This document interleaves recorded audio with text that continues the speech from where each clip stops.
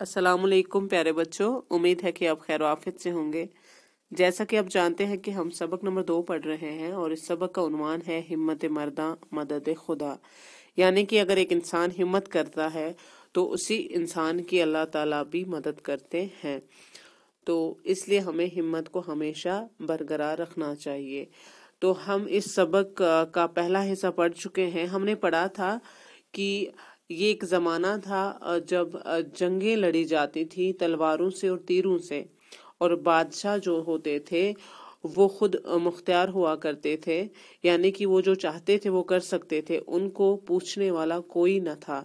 तो वहाँ तब की ये बात है कि चीन का एक शहर है, उसमें एक किसान रहता था और इस किसान के पास ज़मीन भी थी और वो उसमें सख्त मेहनत करके जो है कि फसलें उगाता था और बड़ी मुश्किल से वो अपना जो उसका अयाल था उनका पेट भरता था। तो उनके जो बड़े बेटे होते इस किसान के जो बड़े बेटे होते हैं उनका नाम होता है लीपंग। लीपंग बहुत खूबसूरत और मेहनती लड़का होता है और वो अपने वालिदैन की मदद भी खेतों में करता है। उसके अलावा अपने मवेशियों को, जो उनके पास जानवर होते हैं, उनको चराने के लिए यानी कि घास खिलाने के लिए वो अक्सर ले जाता था और उन जानवरों को पहाड़ के दामन में चराने के लिए।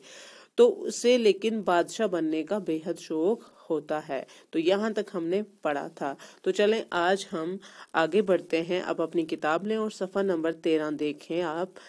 यहाँ से हम पहले ही पैरा से हम शुरू करने जा रहे हैं। तो चलें शुरू करते हैं। इन दिनों इस शहर पर जो बादशाह हुकूमत करता था वो बूढ़ा हो चुका था। इसके यहाँ कोई बेटा नहीं था, अलबत्ता एक बेटी थी जो निहायत ही हसीन और दाना थी। जिन दिनों लीपंग के वक्त की बात कर रहे हैं कि लीपंग जब शौक उसके दिल में था कि वो बादशाह बनना चाहे, लेकिन वो गरीब किसान का बेटा था। तो उनके जो शहर में उन दिनों बादशाह था वो बूढ़ा था और उसका कोई बेटा भी नहीं था, लेकिन उसकी एक बेटी थी जो बहुत ही खूबसूरत और दाना यानी अक्लमंद थी। एक दिन लीपंग मवेशी लेकर पहाड़ पर गया। तो लीपंग रोज के मामूल की तरह वो अपने मवेशियों को लेकर पहाड़ पर गया उनको चराने के लिए। मवेशी तो इधर उधर चरने लगे और वो खुद एक दरख्त की छांव में बैठकर बांसुरी बजाने लगा। वो उसके जो साथ मवेशी थे वो इधर उधर चले गए घास खाने के लिए। तो लेकिन ये जो लीपंग है ये एक दरख्त की छांव में साये में बैठ गया बांसुरी बजाने के लिए। इत्तेफाक से शहजादी अपनी सहेलियों के साथ सैर व तफरी करते करते इस तरफ आ निकली। तो इत्तेफाक से इनकी जो यानी कि जो बादशाह की बेटी थी वो अपनी सहेलियों के साथ सैर करने के लिए वहां से गुजरती है। उसने बांसुरी की आवाज सुनी। जो लीपंग ये बांसुरी बजा रहा था उसकी आवाज बहुत ही सुरीली थी। तो इसकी आवाज, इस बांसुरी की आवाज ये शहजादी सुन लेती है। इससे पहले कभी इसने ऐसी सुरीली आवाज में किसी को बांसुरी बजाते नहीं सुना था। जो ये शहजादी है ये रुक गई क्योंकि उसने ऐसी आवाज में बांसुरी बजाते हुए आज तक किसी को नहीं सुना था। वो इस आवाज की तरफ खींचती चली गई, यहाँ तक कि लीपंग के सामने खड़ी हो गई। शहजादी को सामने देखकर लीपंग के हाथ से बांसुरी छूटकर नीचे गिरी। कहते कि इतनी पसंद आई शहजादी को लीपंग की बांसुरी की आवाज, तो वो उसके सामने आ गई, उसको पसंद आ गई उसकी बांसुरी बजाने का जो अंदाज था, जो ये प्यारी बांसुरी बजा रहा था लीपंग। तो उसकी आवाज सुन के जो है कि खींचती आ गई। उस आवाज की कशिश की वजह से लीपंग के सामने खड़ी हो गई शहजादी। तो शहजादी को जब लीपंग देखता है तो उसके हाथ से बांसुरी गिर जाती है। वो मबहूत होकर शहजादी को देखने लगता है। मबहूत होना यानी कि हैरान। वो हैरान होकर शहजादी को देखने लगा। शहजादी मुस्कुराई और उसको दोबारा बांसुरी बजाने की फरमाइश की। अब शहजादी उसकी तरफ देखती थी और उसने उसकी तरफ देखा और मुस्कुराया और कहने लगी कि बांसुरी उठाइए और दोबारा से اسی طرح بجائیے۔ اب تو لیپنگ نے بانسری پر ایسا نغمہ چھیڑا کہ شہزادی اور اس کی سکھیاں مست مدہوش ہو گئیں، یعنی کہ اب لیپنگ اس مزے کے ساتھ بانسری بجانے لگا کہ شہزادی اور اس کے ساتھ جو سکھیاں اس کی سہیلیاں تھیں وہ مست اور مدہوش یعنی کہ بہت خوش ہو کے دیوانے انداز میں سنتی رہیں۔ جب نغمہ ختم ہوا تو لیپنگ کی خوبصورتی، جوانی اور فن کو دیکھ کر شہزادی نے خوش ہو کر اپنی قیمتی انگوٹھی لیپنگ کو عطا کی۔ انگوٹھی انعام بھی تھی اور شہزادی کی طرف سے محبت کی نشانی بھی۔ ادھر لیپنگ بھی شہزادی کو دیکھ کر ایسا باولا ہو گیا کہ تن و بدن کا ہوش نہ رہا۔ اب وہ دن رات شہزادی کے دھیان میں کھویا رہتا اور انگوٹھی سامنے رکھ کر رویا کرتا۔ لیکن ایک غریب کسان اور ایک بادشاہ کا کیا میل۔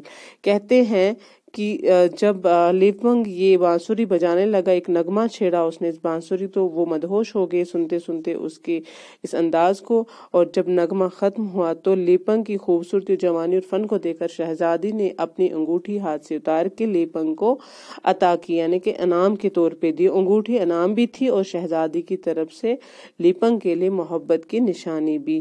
ادھر لیپنگ شہزادی کو دیکھ کر باولا یعنی کہ اس نے اپنے ہوش کھو بیٹھے، وہ پاگل سا ہو گیا جب اس نے دیکھا کہ شہزادی نے اس کو انگوٹھی انعام میں دی، تو اس کو تن بدن کا ہوش یعنی کہ وہ بے ہوش ہو گیا۔ اب وہ دن رات شہزادی کے دھیان میں ہی کھویا رہتا تھا اور انگوٹھی سامنے رکھ کر رویا کرتا تھا، کیونکہ وہ ایک غریب کسان کا بیٹا تھا اور شہزادی جو تھی وہ بادشاہ کی بیٹی تھی، تو ان کے بیچ کا میل ناممکن تھا۔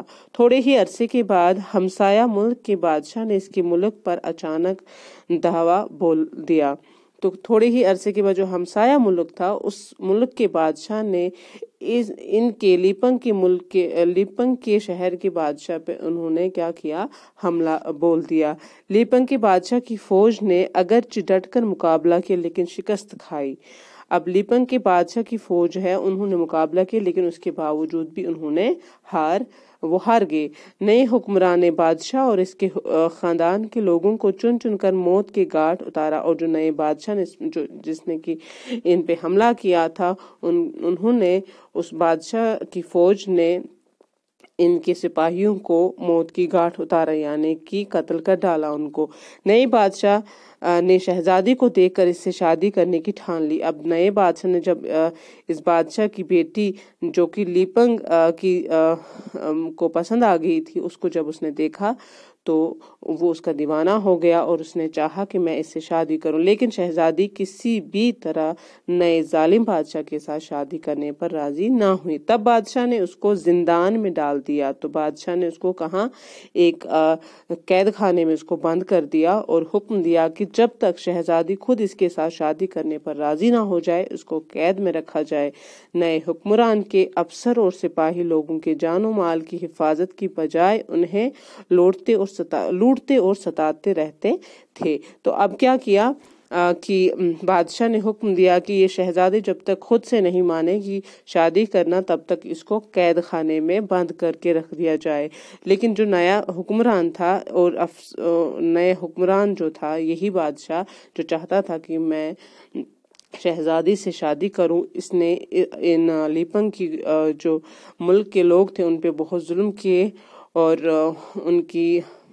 ان کو ستاتے رہے، ان کے مال کو لوٹتے رہے۔ لیپنگ سے نئے غیر ملکی حکمران کا یہ ظلم و ستم نہ دیکھا گیا۔ لیپنگ بہت تنگ آیا یہ سارا حال دیکھ کے، وہ سوچنے لگا کہ یہ کیا ہو گیا۔ اس نے اپنے ہم خیال نوجوانوں کی ایک ٹولی بنائی، انہوں نے ایک گروپ بنایا اور سوچا کہ ہم ان سے نجات پانے کے لیے کچھ نہ کچھ سوچیں گے۔ اب یہ چھپ چھپ کر موقع ملتے ہی اچانک دشمن کے سپاہیوں پر حملہ بول دیتے اور ان کا صفایا کرنے کے بعد پھر چھپ جاتے۔ تو انہوں نے جب ٹولی بنائی، لیپنگ اور اس کے ساتھ چند نوجوان تھے اس کے ملک کے، اب یہ چھپ چھپ کیا کرتے تھے کہ دشمن کے سپاہیوں کو جب یہ اکیلا پاتے تھے تو ان پر یہ حملہ کرتے تھے اور ان کا صفایا کرنے کے بعد اور دوبارہ سے یہ چھپ جاتے تھے۔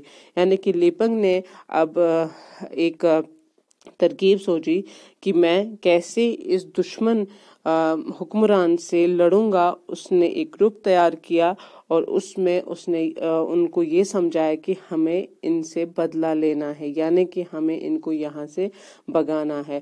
تو وہ چھپ چھپ کر ان کے سپاہی جو تھے، اس حکمران کے سپاہی جو تھے، ان کا یہ صفایا یعنی کہ ان کا یہ قتل کرنا انہوں نے شروع کر دیا۔ ان کو قتل کر کے یہ پھر اپنے آپ کو چھپا دیتے تھے، یعنی کہ ان کو سمجھ ہی نہیں آتا تھا کہ وہ کہاں چلے گئے۔ تو یہ سبق کا دوسرا حصہ تھا۔ آگے کا حصہ ہم انشاءاللہ کل پڑھیں گے۔ اللہ حافظ۔